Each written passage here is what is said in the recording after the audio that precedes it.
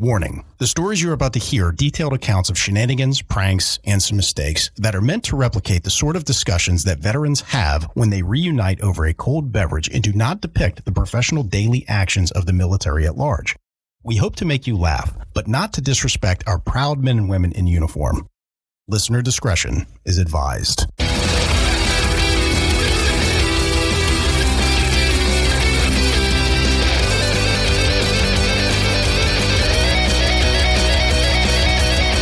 Welcome to Cammo Comedy, where we take a humorous look at the lighter side of military service. We got a big show for you today, but before we jump into it, if you like what we're doing here, give us a subscribe, give us a follow, whatever they call it on your podcasting platform. And while you're at it, give us a 5-star rating, write us a review, as that makes us more relevant in the algorithm and boosts the overall visibility of the show. But word-of-mouth advertising is just so powerful, so if you tell some friends, I will love you forever.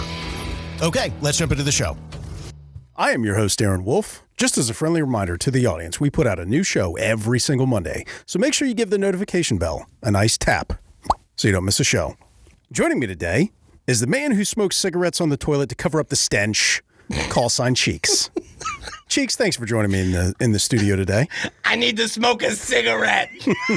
I'm smoking cigs over here. Turn the fan off. It stinks like shit. I need a cigarette. Just imagine that's how your mornings start. It would be a cigar, not a cigarette.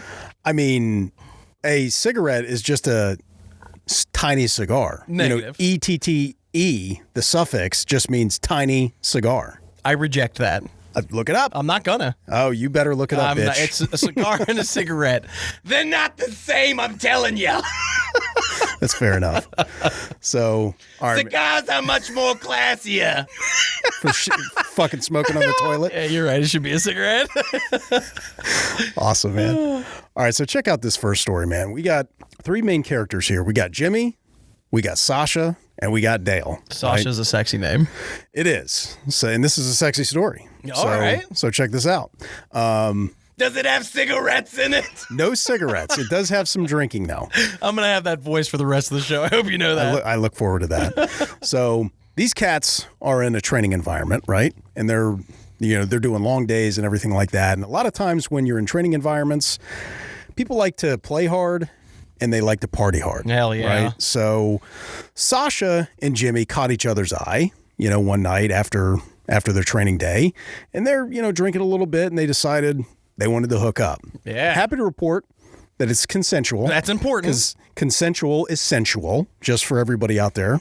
Is that your new fucking thing you're saying? Yes, that's my catchphrase. So they're getting busy, They have a good time. They enjoy themselves. So then, it's getting really late into the night and they got to shut it down. So Sasha, she boogies on back to her hooch and everything. And Jimmy's kind of like feeling his oats. He's having a really good time. Yeah. And he meets up with Dale and he's like, hey man, Dale, like we just had a freaking blast, man. She really liked it rough. I was tossing her from like bed to bed, right? Shit. And Dale's like, hey, that's nice, but we got to wake up in 3 fucking hours to train. You're still fucked up. I'm still fucked up. Like, you're in the hot seat tomorrow because you're running. He's like a squad leader, so he's like, you got to run guys and everything tomorrow. So like, don't be fucking late. And let's pause right there. You cannot be a squad leader and be late to formation. No. That is a big no-go. It sets a real negative tone for the training day, right? We got 3 hours, man. I don't need a play-by-play. Right. It's like, hey, congrats, but we've got shit to do. Yeah. Like, go to bed. So everybody goes to bed. Dale is outside the next day and notices that he does not see Jimmy at all. Oh. And it's like everybody's starting to form up. There's like 10 minutes max that they got. So Dale, his ass is still in bed. Dale's looking out for his buddy, right? Yeah. Dale like goes in, kicks in the door to this guy's room and everything. He's like, hey, Jimmy, wake the fuck up, man. Hey, you got 10 minutes max. Get the fuck out there. Everybody's forming up. Get your shit together. What's on your finger? Uh-oh. So Dale realizes that Jimmy has like one gross looking finger. Oh, no. And Jimmy's kind of coming out of it and he goes, oh, she liked it when I stuck my finger in her butt. Oh! Editorial note, I like to think that Jimmy sniffed it. Oh, no! He had poop finger? He had poop on his fingers. Oh, my God! So Dale's like, It's been sitting there for 3 hours. There's poop on his finger. Dale is unfazed. He's like, okay, hey, that's great, man. Oh, wash the poop off your fingers and get your shit together. Get a uniform on. Get outside in front of your fucking formation. Like, we've got our bosses showing up, everything. You can't be fucking late. That's fucking foul. Depending on who you ask. No. Let's not be snobs here, motherfucker. Like, instead of Goldfinger, it's Poop Finger. Exactly. Now, I got to say, that's got to be on a t-shirt. Wash the poop off your finger and get out to formation. Yes. That'd be a great t-shirt. That definitely would make a good, it's a good conversation starter, is what I got to say. Yeah, he was spreading cheeks and not hate that night. That's a fact. That is a definite fact. So these guys like they trained hard and they partied hard. Yeah.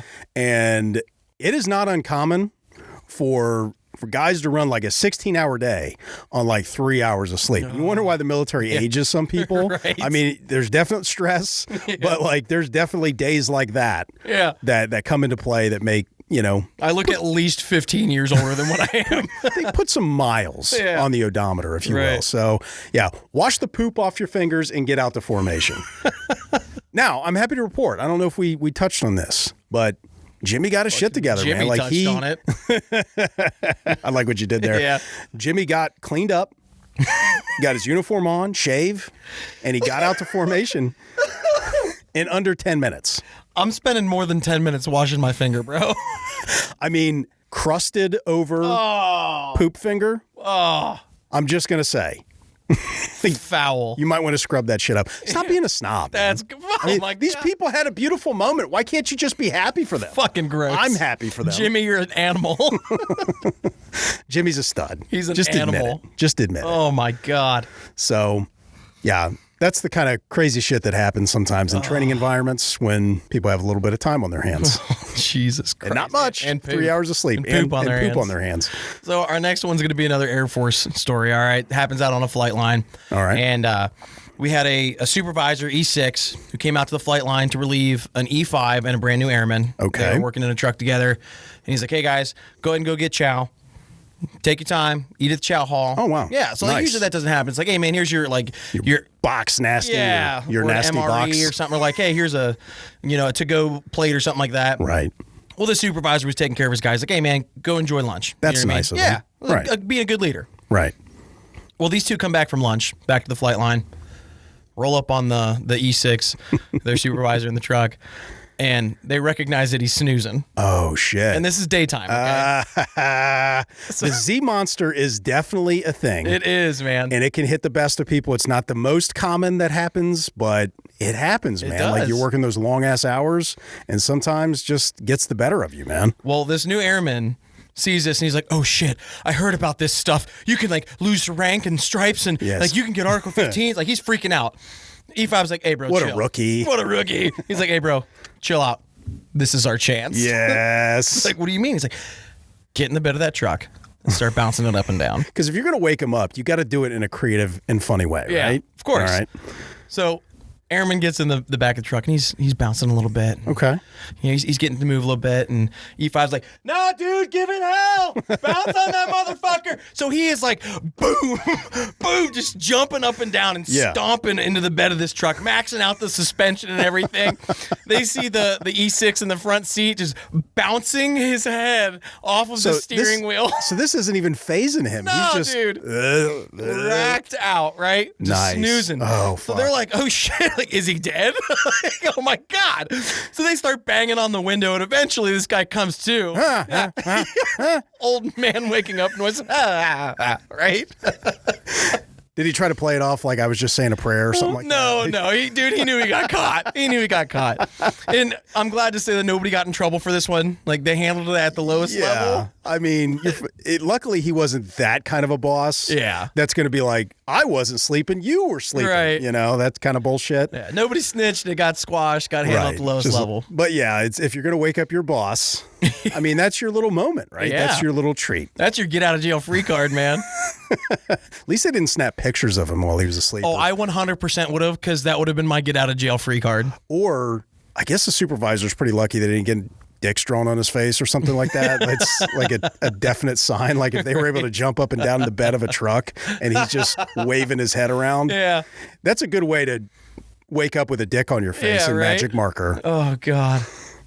All right. So I'm happy to report that we have a very special basic training story. This one's coming out of 1944. No shit. This is a World War II era basic training story. Hell yeah. And it goes to show that no matter what generation, shenanigans always exist in the military. So this guy had joined the Merchant Marines, and he was going through basic training. Now, not everybody is super aware of what the Merchant Marines are, so let's just highlight that for a second here. Yeah. So in World War II, the Merchant Marines were a division of the Navy, and they would protect merchant ships, because one of the things the Axis powers were doing is anytime you had a supply ship or whatever, they were perpetuating the war effort. So they were taking supplies, food, ammo, whatever to help, resupply, the Allies that were over in Europe fighting the war, right? So one great way to stop all of that is to take out their resupply. So they were always trying to torpedo these merchant ships and everything like that. Merchant Marines were there to protect the merchant ships, right? And they would do stuff for the Navy. They would transport troops sometimes and things of that nature. So they went through basic training that was similar to like the Navy basic training from what we understand. So this one morning, it was like a cold morning, a little bit rainy, and these guys had to do like a 5-6 mile road march before they would get. Why is it always a shit day when they're like, "Hey boys, we're training today, motherfucker"? Why can't this be a fucking death by power? Well, I guess they didn't have PowerPoint then, but why can't this be a hip pocket training inside day? Why is it always got to be a shit day? They're trying to make you tough, man. Fuck that. They're like, the war's not going to wait for a nice sunny day. It's going to be the shittiest conditions and all that kind of stuff. So they're forming up and they're starting to take off, and they're passing by these buildings, and each one of these buildings has a little bit of an offset on the front. So one guy kind of side eyes his buddy and kind of gives him a little bit of an elbow, and they didn't have to say anything, but they both kind of caught on like, hey, if we slip out of this formation, which what we were told was like about 100 guys or something like that, so it was a big formation, we could probably just go stand in this little warm little offset and not have to do the 5 mile road march. Yes. So they're like, fuck it, right? And they just they slip right out, and they jump out of formation. Yeah, they tuck right into the little offset, and then they watch the entire formation just go right by. Oh my God. Now, I thought for certain that they were going to get fucked up for this. Yeah. But for what they said is they just waited like the 45 minutes or whatever it was for the guys to come back, and they just fell back into the formation, and that's when they were going to breakfast chow. Yeah. Right? So they just fell in and got their chow. They do like an accountability at the beginning of this, and then like when you go to check in at the chow hall, so nobody was ever the wiser. I guess everybody was, they just woke up. Everybody's kind of running on E, waking up. All the other troops just assumed like, hey, maybe they had an appointment. Maybe they got KP duty or kitchen patrol duty. Nobody would be so brazen as to just leave the formation and not go. Right. But they were just not feeling it that day. Now, I'm happy to report that they didn't make this a huge habit. They're like, okay, we get away with it once. You might want to quit while you're ahead. Right. But yeah, so it was just funny to listen to some of those little shenanigans, and they got away with it. Yeah, man. And that's 80 years ago. That's almost 100 years. What the fuck? Did you just have a stroke? That was a Family Guy reference. Oh, was it? I didn't catch it. When Peter's father was retiring, he says he retired after 60 years, and Peter's just like, that's almost 80 years. Like, okay, we can cut that out. Yeah, we should. But yeah, like that's a really fucking long time. Yeah, dude, we're telling history on the show.